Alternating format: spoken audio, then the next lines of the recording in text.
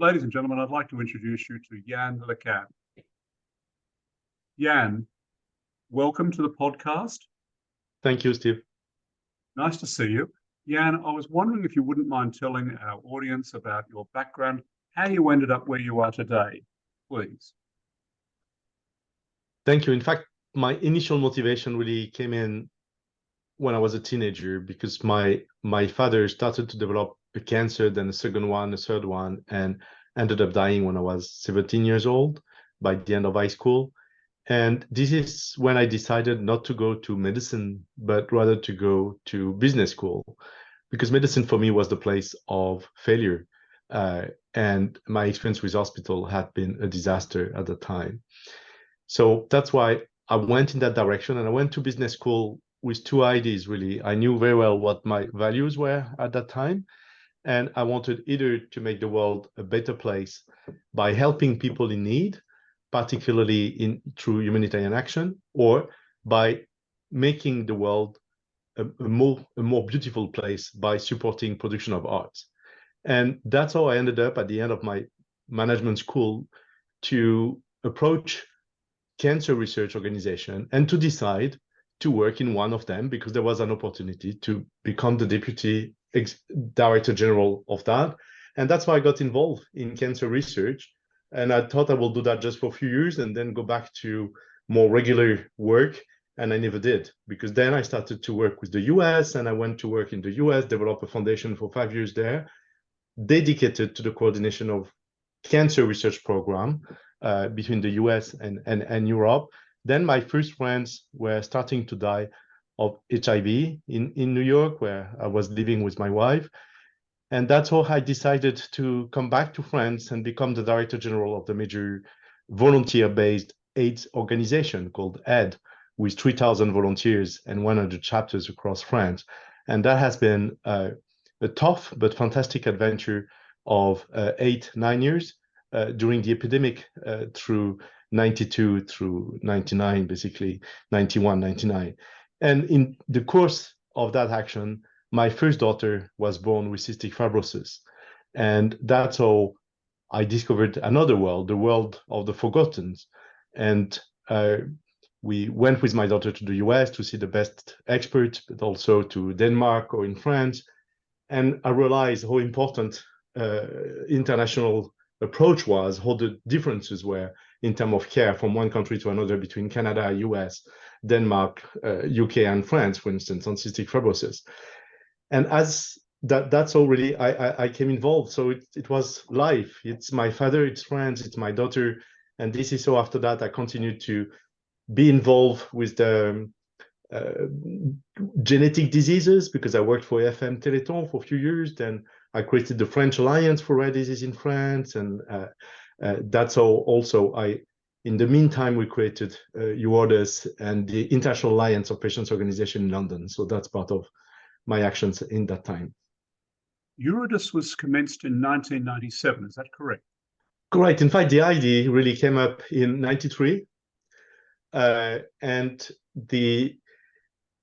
my experience when I was in the US, the consultant I was working with for public affairs in Washington, working with the Congress and National Institute of Health, was also working for Abby Myers and NORD, the National Organization for Rare Disease in the US. So that's how I discovered what orphan drugs really meant and what it was in the late 80s, early 90s. So when I came back in France and seeing my daughter affected by cystic fibrosis, I went to AFM in 91 and said, what about creating an international organization for genetic disease, for rare genetic disease or rare diseases, something like that? And what about having an orphan legislation, which was not completely a new idea because there had been attempts in the UK to develop one, which failed. And that's how, through that, in 93 and discussions with friends, one of my friends, in fact, initiated with Simone Veil, Minister of Health and Social Affairs in France at the time, initiated under the French EU presidency the idea of a legislation on orphan medicinal products at the European level. So basically to create an a European law in order to attract investment in an area which lacks interest or where there is no sufficient return on investment for a company without a specific financial incentive. And that was the concept in the US, which we transposed to the European environment. And we created EURORDIS initially to be the advocate of that future legislation. But the difference with the US is that from the beginning in Europe, we had that vision that we wanted to create a movement which is more public health at large and information and healthcare, and not only focused on the development of medicines. As the CEO of EURORDIS, tell me about the size of the organization today. So today, the organization has more than 1,000, I think it's 1,050 members across Europe. EURORDIS covers 48 countries in Europe.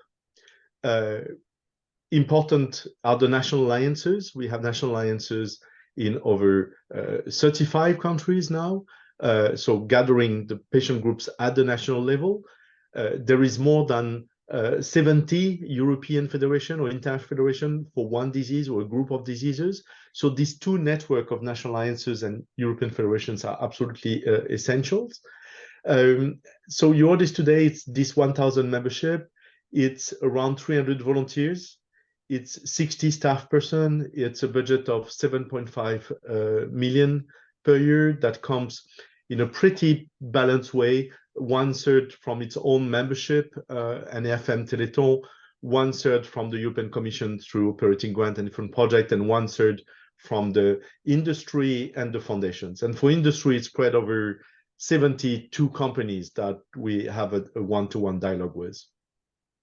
How have policies evolved since 1997 inside of EURORDIS, and how have they impacted on rare diseases? Honestly, that's one of the things I'm probably the most proud of. When you ask about the size, the thing I will tell you that the most proud of is certainly the volunteers, because having volunteers across Europe is really not an easy thing. And a lot of people are saying that we will fail. And we're very fortunate because we have this diversity of volunteers gives a diversity of rare disease, a diversity of culture and countries and languages. But we have one ethos, we have one strategy, one common set of values, and one common way of working. So this is what makes us strong.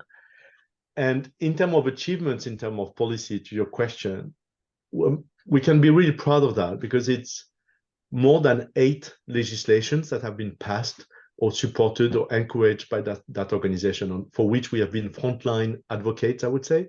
So first and foremost, obviously, the European legislation on orphan medicinal products, adopted in 1999, implemented 2000. Then 2006, it's the European legislation on pediatric use of medicines. The following year, it's the European legislation on the advanced medicinal products. So that's the gene, cell therapy, tissue engineering.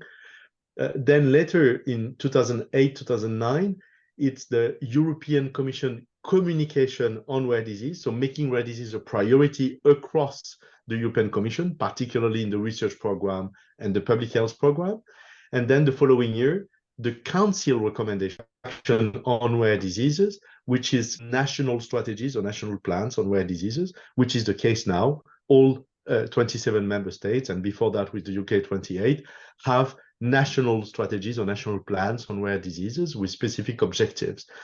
And that was essential because, just to give one example so that you understand where we're going, is that one of the key elements in that strategy was to identify the centers of expertise and to start that networking at national level.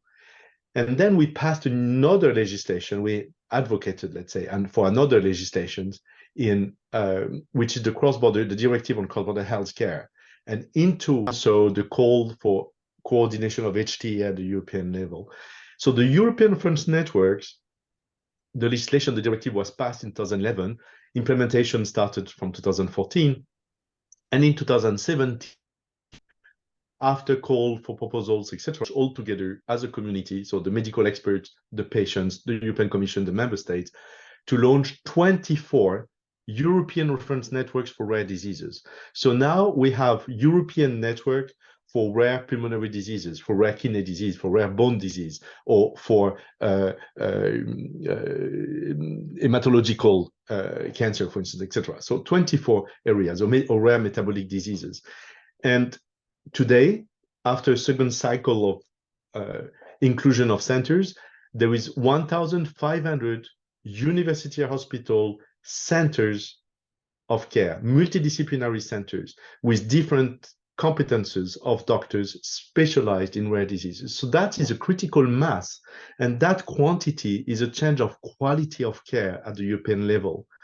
It's pioneering. That's the first time that the European Union starts something at the European level on the organization of care. It's not only in the remit of the member states. No, there is a coordination here where we bring experts together, where we produce clinical trials, good practice of diagnostic and care, where we produce structure for some of the clinical research, where we also develop registries, so trainings of experts. So that's huge. And more recently, there was the legislation on HTA, which was just passed more than a year ago. And now at the European level, health technology assessment will be done at the European level, first for cancer and for gene and cell therapies from 2025, and from 2028 for all orphan medicinal products. So we'll have a more aligned, hopefully, and more seamless process between what's happening at the European Medicine Agency and HTA at the European level. Okay, so how long does somebody with a rare disease have to wait for diagnosis? So it depends which source you look at, but the accepted number is to say 4 years on average. So we have to be careful when we say that, though, because that's what the publications show and the surveys show. But there's also a lot of BI in these surveys, because somehow you get more answers from the one who have difficulties to access diagnose, right? So when you compare to 10 years, 20 years ago, but it's still a long time. So for some diseases where there is newborn screening, or where there is good methodologies to identify the disease, it is reduced. It is a reduced time. It goes faster. For other diseases, it takes very long time, like 20 years. And sometimes it is because it's a very difficult disease to diagnose because of the nature of the syndrome itself. But there is also a consensus in that community between the experts, the clinical experts, but also the scientists, the geneticists, and the patients' organizations, that we could reduce the time to diagnostic to 6 months after the first contact with a healthcare professional. And this is the objective that we have for 2030. And that's a paradigm change, really. It means, in particular, to organize the healthcare, to organize healthcare pathways at national level and connected at the European level, so that there is a quicker referrals of patients and a discussion on the most complex cases. Second, it's the training of healthcare professionals at large, and particularly to develop the culture of the doubts, not to keep the patients, but when you have doubts about what it could it be a rare disease, then to refer the patients and to engage with other healthcare professionals with maybe the most adequate expertise. It's also the development of newborn screening, which is essential. It is crazy to continue to have newborn screening only on 2 diseases, like in Romania, for instance, when you have over 40 rare diseases screened now in Italy or in Netherlands. But what we want is much more. It has to be hundreds, in fact, of diseases to be screened for the newborns, in order to go much faster. And also the use of some of the new technologies, like whole genome sequencing, so the new approaches to diagnostic in order to speed up. I'm very proud of the work that's been done in the Netherlands and in Italy on the screening. Can you tell the audience something about those processes? I know you had an involvement in that. Yes, what we're trying to do really is that it's fantastic that some countries, we often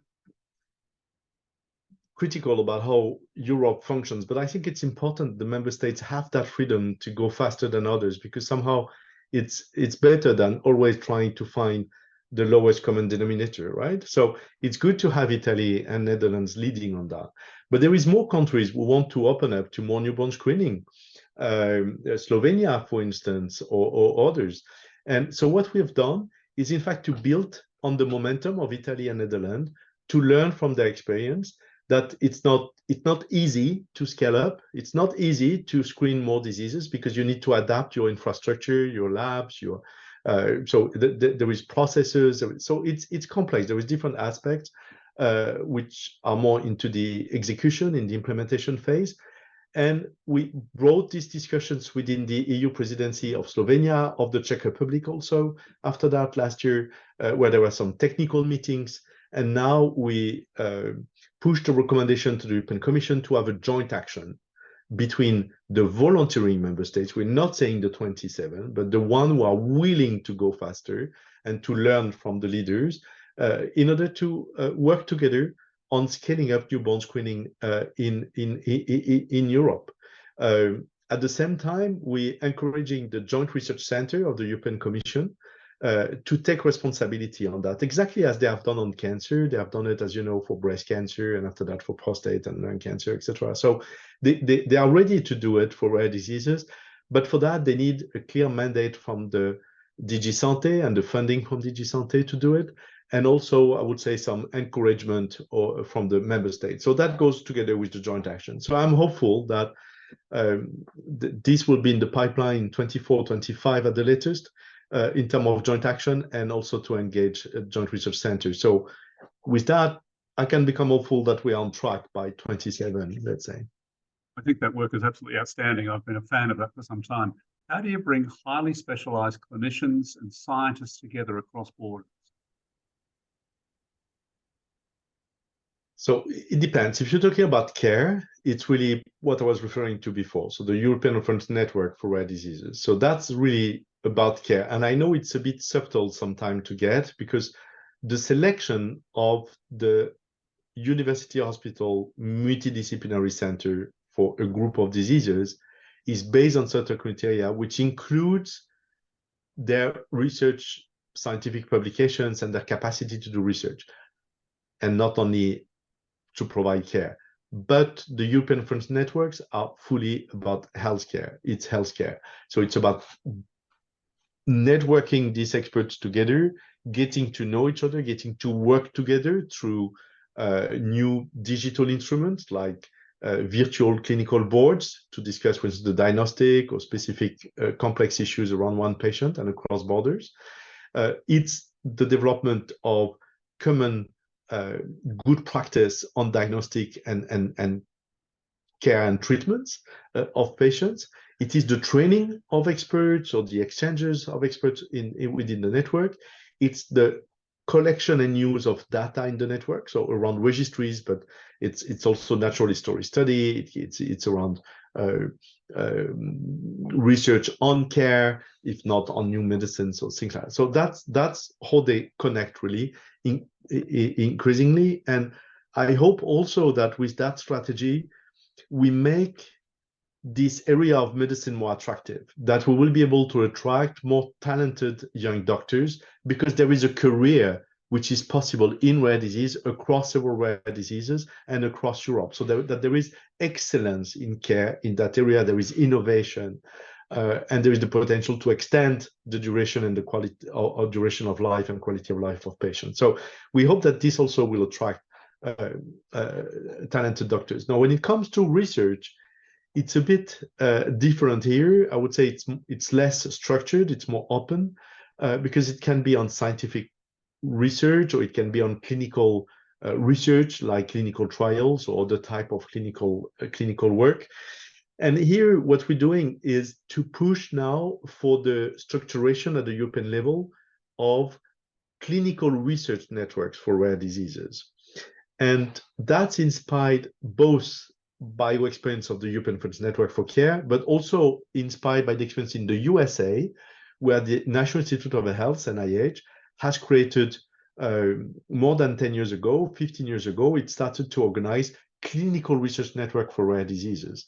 And they have about 25 of them covering over 300 different rare diseases. And their commonality is their first responsibility is to have a registry for that disease with common data elements and quality data following the same procedures, to have natural history studies, and to do research on clinical endpoints or surrogate endpoints. So we're pushing the transposition of that model in Europe, to which we have only added to work on patients-reported outcome measures, in addition to the clinical endpoints and surrogate endpoints.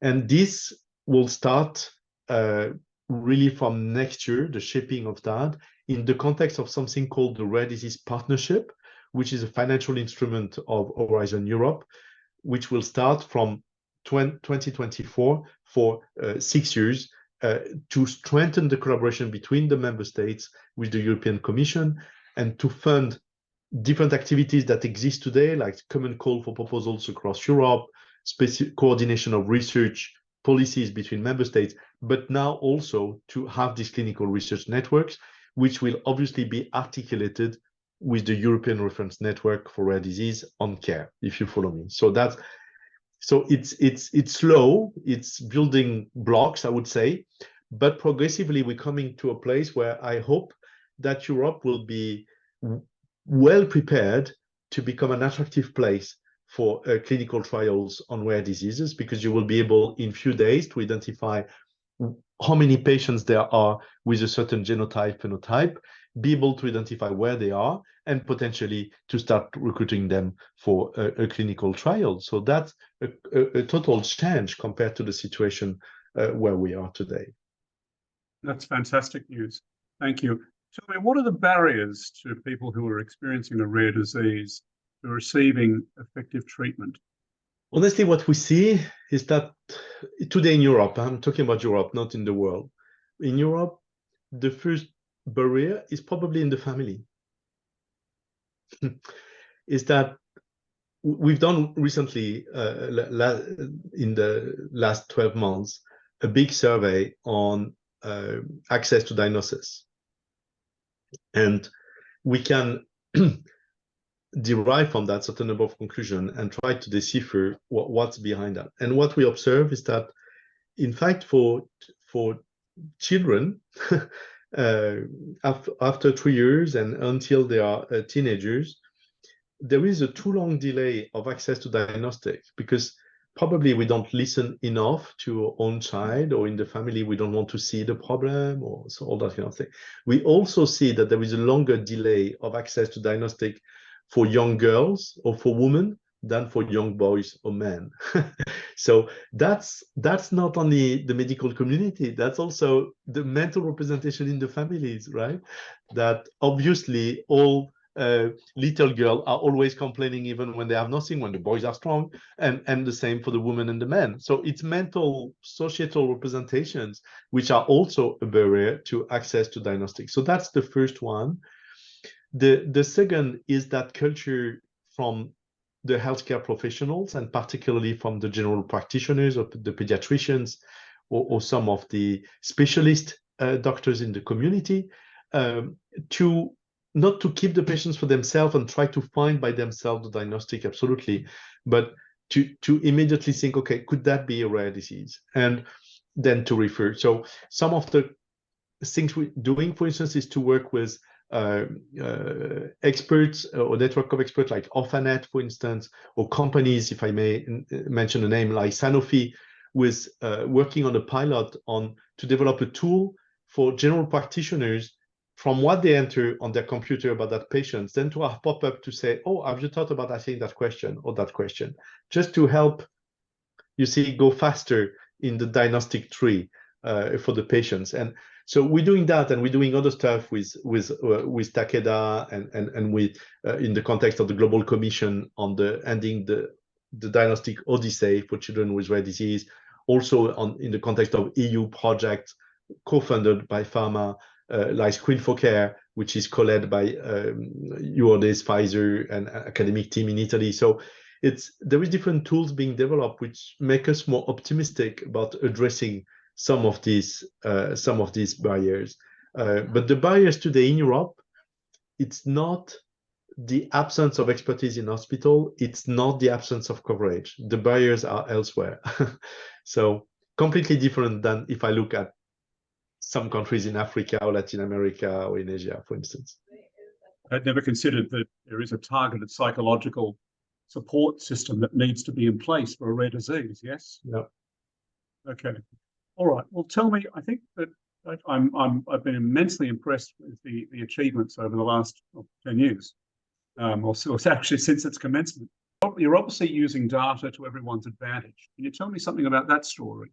In the field of rare disease, the big issue is lack of recognition, but also lack of knowledge. Lack of knowledge scientifically, because for most of the rare diseases, there is very few publications. And we see a direct link between the number of publications and the progress toward treatment options.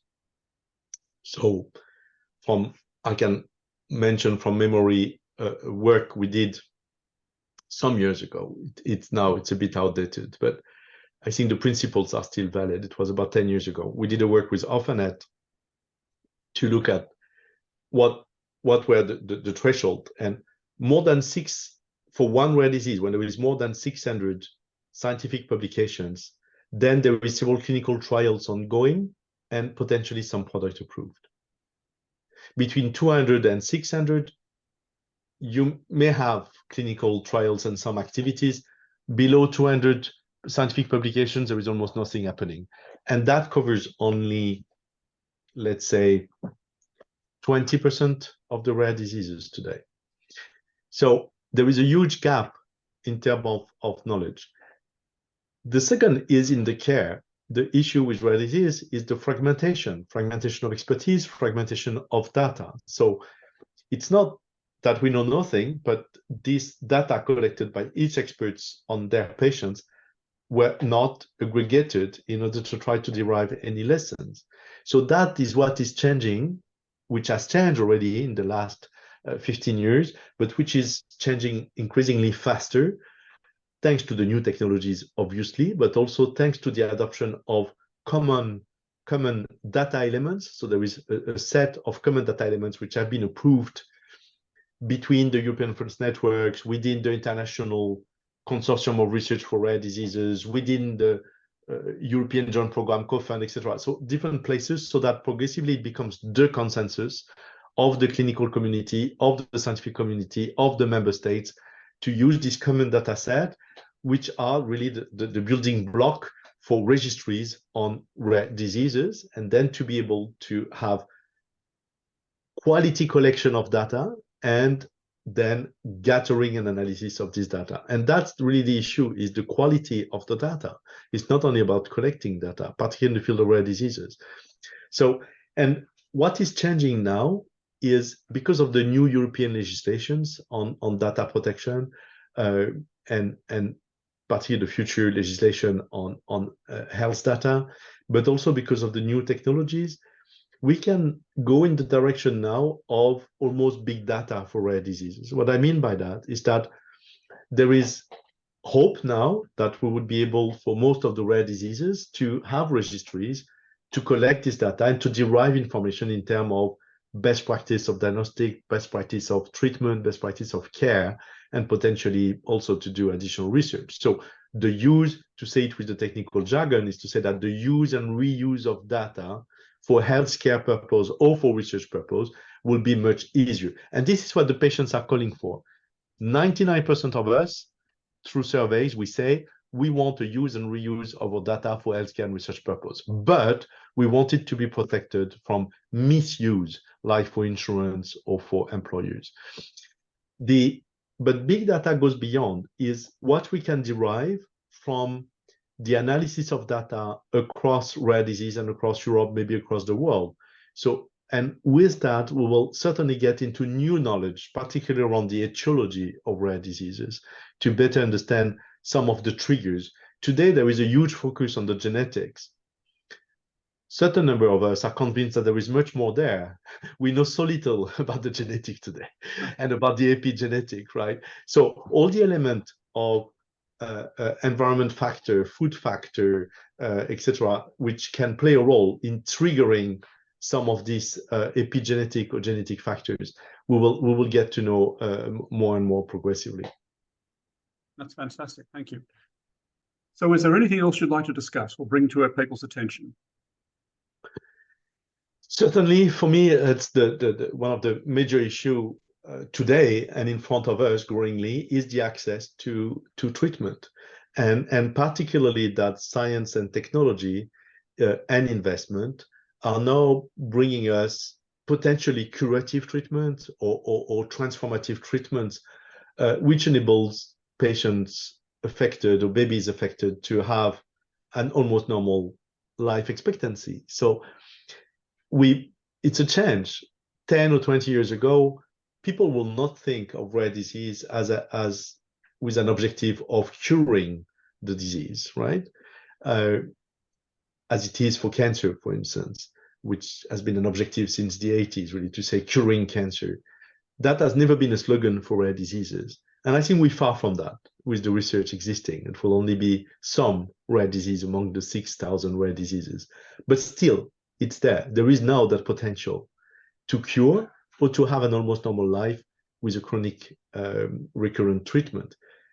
But the issue here is it's complex technologies, very small population, and perceived high price. And often it is a very high price, an outraging price for someone, a citizen in the street.